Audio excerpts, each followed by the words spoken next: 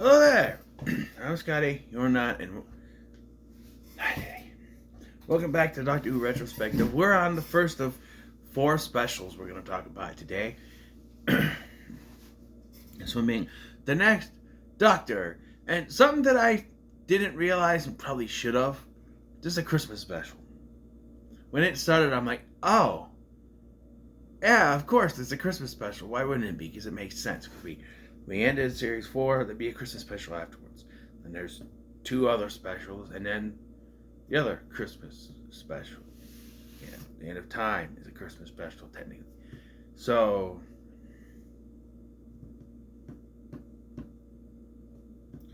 yeah, this one's entitled The Next Doctor. I don't know if I said that. Kind of a misleading name.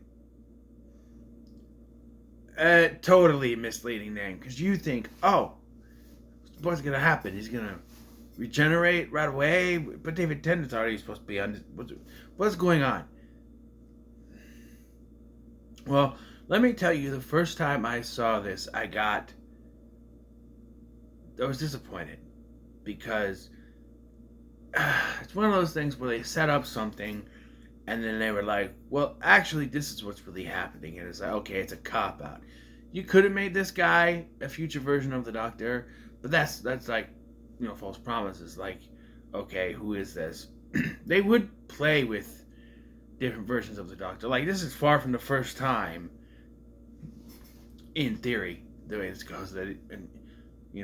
This would have been, I should say that, this would have been far from the first time the Doctor has met himself. You did 3 Doctors, the 5 Doctors, the 2 Doctors, Yeah. And then eventually he would meet the next Doctor in Day of the Doctor. The actual next Doctor, Matt Smith. So, yeah. But it's Christmas. And the Doctor has arrived in Victorian London. Yes, and then he hears someone yelling, Doctor, and immediately runs. What if it's someone giving birth and needing an actual doctor? No, it's a woman named Rosita, African-American woman in the 1800s.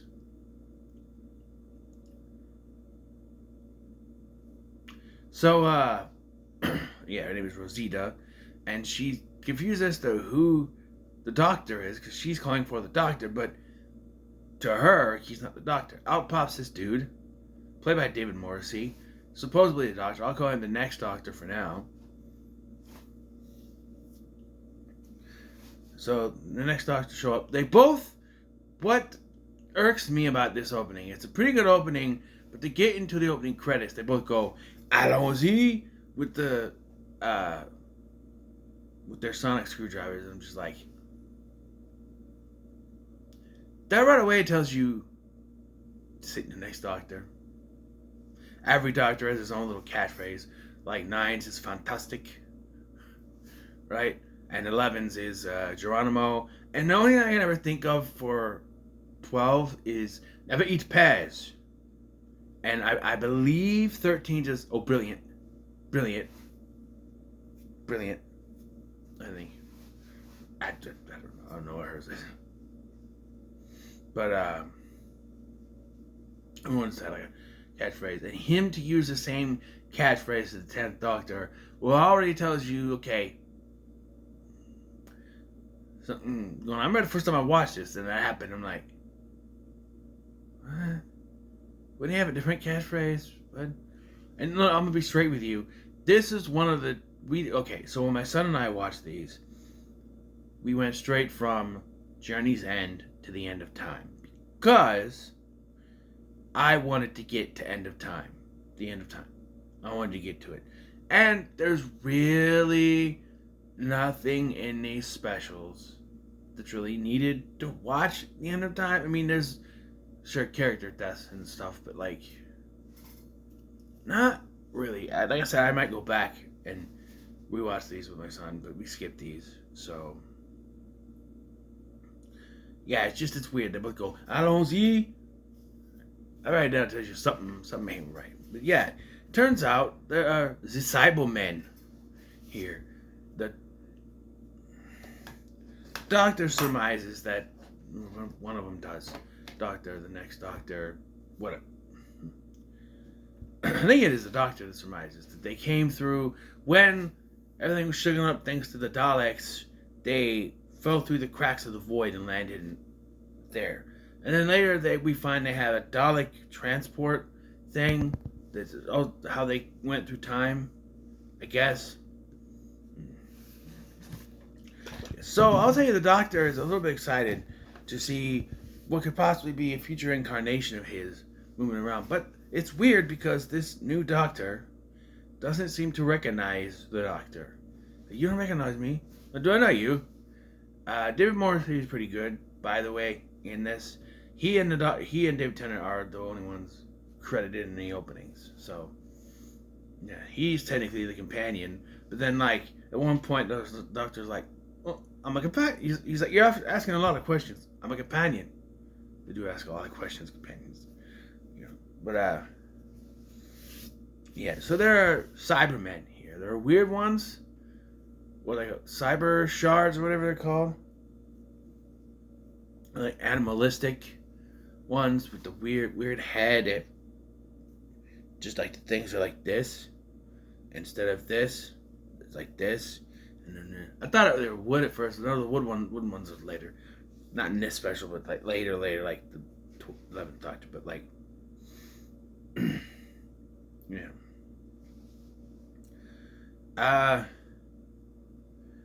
So yeah, there's Cybermen. This Cyberman.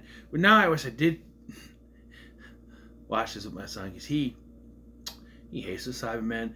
Every time they show up, he goes, it's the Cybermen. Get it. Sorry, butt was a little too tight sitting here. So yeah. So there are people missing. People have gone missing. Mostly presumed dead. There was one person specifically missing that has not been found. Jackson Lake. The Doctor begins to try to like. So the new Doctor doesn't recognize the sonic screwdriver sound. He thinks it's whistling. Like what? I'm whistling.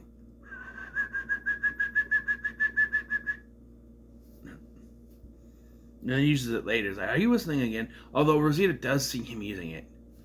He's scanning stuff and yeah.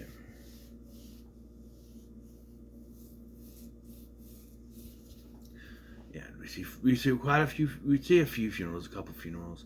There's this woman, I don't remember her name, but she's like in control of the Cybermen, and we know that, but the Doctor doesn't know that. And then when the Doctor sees her with the Cybermen, he's like, come over. She's like, I would not go with you.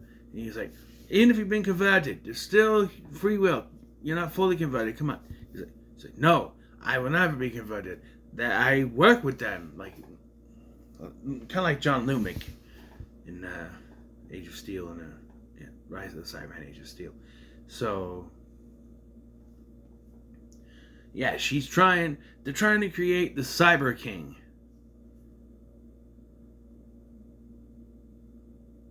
And now they fail at that. And not because of the Doctor, just because they technically don't create the Cyber King. I'm sorry. It's not the Cyber King. They use the woman and convert her into the Cyber Queen. Look, this was 2008. This is far from the woke movement. If you are a woman, you are a cyber. If you're a woman, you're royalty. You are a queen, not king. I went through this with Thor: Love and Thunder.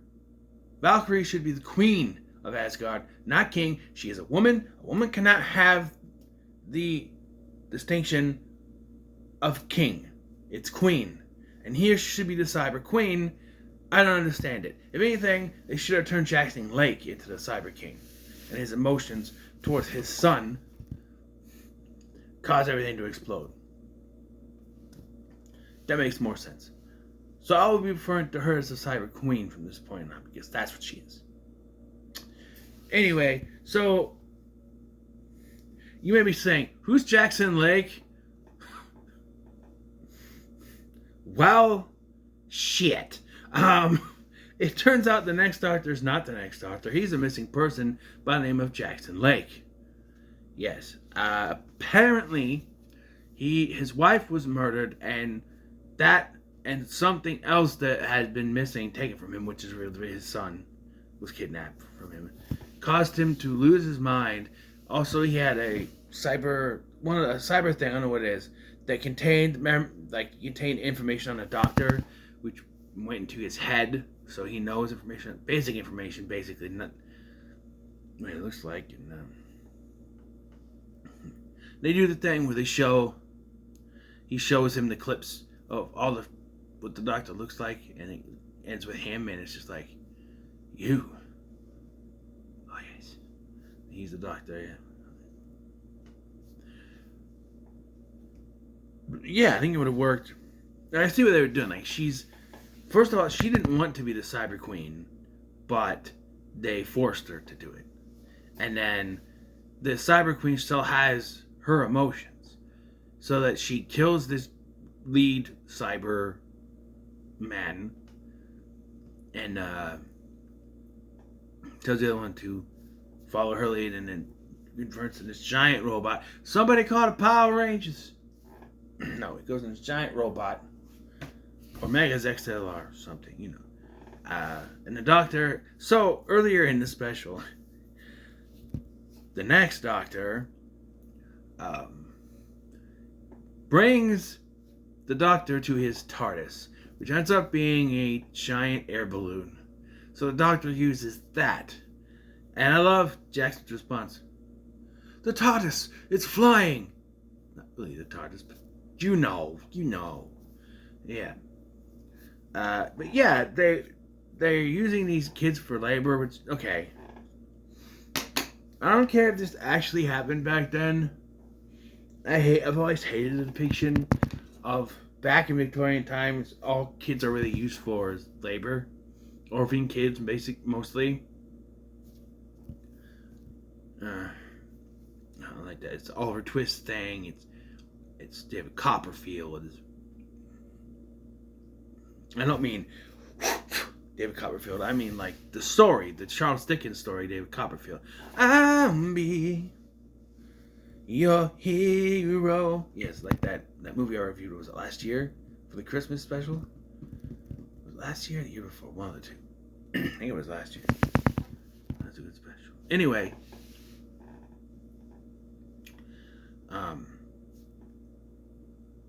Hugh,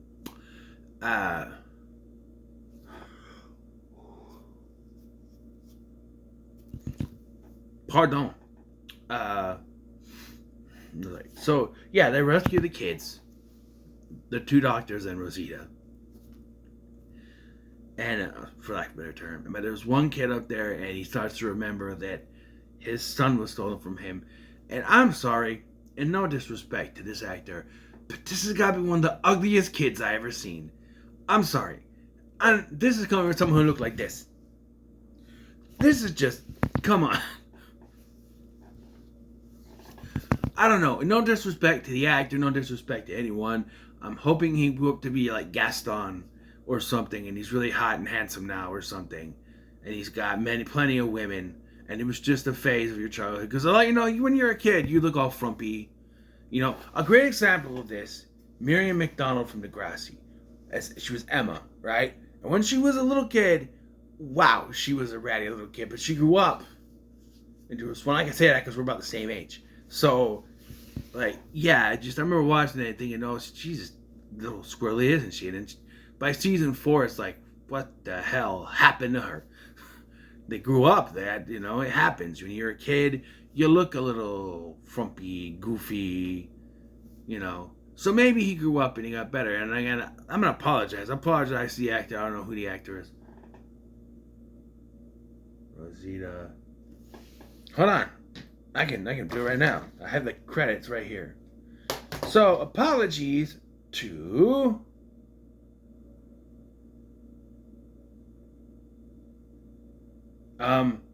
he's not credited. Oh, there it is. Frederick. Tom Langford. Apologies to Tom Langford, but you You were not an attractive kid. And I don't mean to say it like that. You were not. You're an ugly kid. I hope you're handsome now and you got women by your side 24/7. You got all the ladies. Perhaps you're married and you have a family.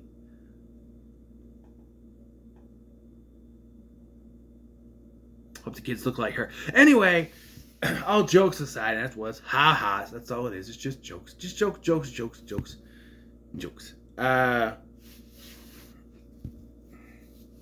Anyway, yeah, just maybe I'm not one to judge, and I'm sorry. I apologize for that. I'm not re-recording this. Usually, I would, if I did something like that, I'm not gonna put it up, but I'm not gonna restart this thing. So if I seem mean, I apologize, because we're getting towards it. So yeah, so saving the day. The doctor saves the day. He uses this thing on her that releases her entire emotions, like what her mind should have been. I don't understand it myself. Something like the way her mind should normally work, not when she's working for the Cybermen, I think. And all that emotion causes everything to explode. And then Jackson Lake invites him to Christmas dinner, but the doctor doesn't do that. Then the doctor shows him the TARDIS, and I love his response. Was like, "This is nonsense." Wow, that's something to call it. Utterly wonderful nonsense. Well, he's from that age, so to see all this technology in front of him, it would be kind of like nonsense to him if he hadn't just seen Cybermen running around. But yeah, and then he ends up going to Christmas dinner anyway, and that's how we end. A nice little happy ending there.